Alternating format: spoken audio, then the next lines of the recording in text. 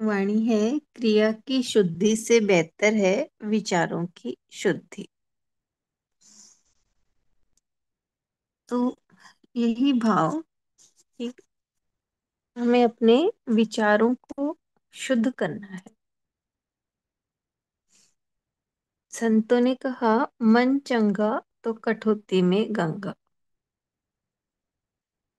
अगर मन चंगा है, मन पवित्र है, हमारे विचार शुद्ध हैं, तो कठौती में ही गंगा आ जाएगी।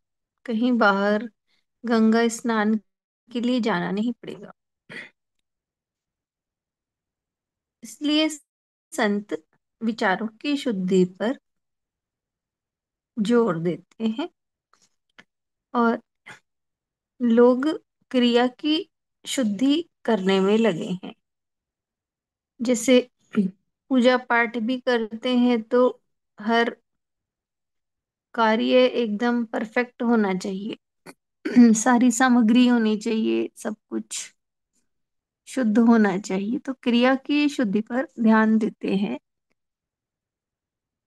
विचारों की शुद्धि पर नहीं। यानी बाहर से तो वो बहुत अच्छे से सब कुछ कर रहे हैं, पूजा पाठ के कर्म, लेकिन मन में तो मैल भरा है। तो उससे फिर कुछ भी हमें, हमारी वो पूजा की हुई भी कोई हमें फल नहीं मिलेगा।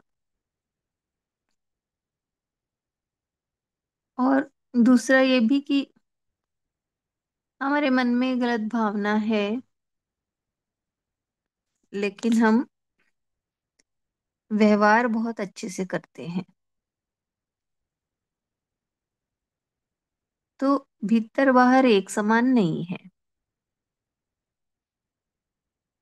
इसलिए संत यही बता रहे हैं कि हमें क्रिया की शुद्धि से बेहतर विचारों की शुद्धि है, यानी विचारों को शुद्ध करना है। दूसरी है, चंदन की लकड़ी को चिकने पत्थर पर नहीं, खुरदरे पत्थर पर घिसा जाता है। तो खुरदरे पत्थर पर घिसे चंदन को, तभी चंदन हमारे हाथ में आ सकता है या माथे पर तभी लग सकता है। उसी तरह बताया है कि हम भगवान के योग्य तभी बन पाएंगे जब जीवन में जो परिस्थितियां आती हैं, वो परिस्थितियां हमें घिसने के लिए, यानी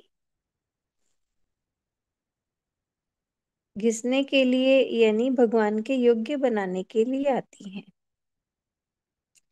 जैसे चंदन की लकड़ी है, उसको घिसा जाता है तभी तो वो चंदन छूटता है। तो उसी तरह जब परिस्थितियां जीवन में आती हैं, तो वो परिस्थितियां हमें सॉफ्ट बना के जाती है, नम्र बना के जाती है, भगवान के योग्य बना के जाती है। और वही लकड़ी को चिकने पत्थर पर घिसे तो घिसा ही नहीं जाएगा, यानी उस चंदन में महक है, वो निकलेगी नहीं। तो यानी जीवन में परिस्थितियां नहीं है, सब कुछ सही, सुख ही सुख है, तो हमारे हमारा जीवन जो है वो बनेगा नहीं, घड़ा नहीं जाएगा। इसलिए बताया कि खुरदरे पत्थर पर घिसा जाता है। हरि ओम।